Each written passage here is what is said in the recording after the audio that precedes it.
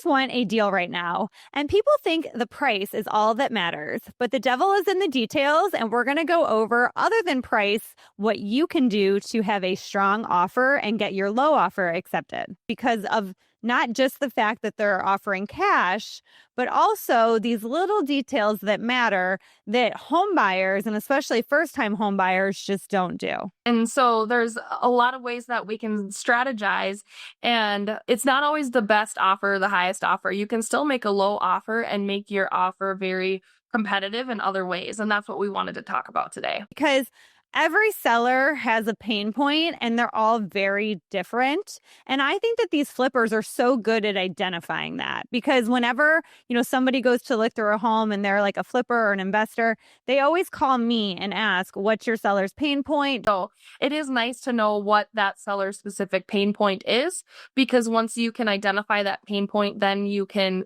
tailor your offer to what they are really wanting. I always ask those questions before I submit any kind of offer, not even just a low offer, because I want our offer to look the best that it can to the seller. And I think it's, aside from price, the question I ask as a realtor is, aside from price, what is the most important to your sellers? If I'm representing a buyer, I want to find out what's important to them. So it's not always, the best offer isn't always the top or the highest price, which is important to know. Like one time on a condo that I closed, the people wanted to stay in for a month.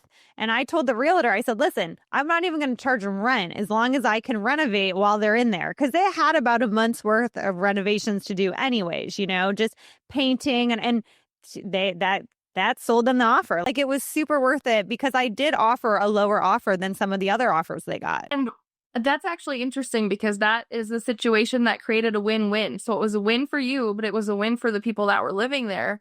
And that's what we tried to identify as a good buyer's agent is what can we do to create that win-win situation? And it's not always the highest price.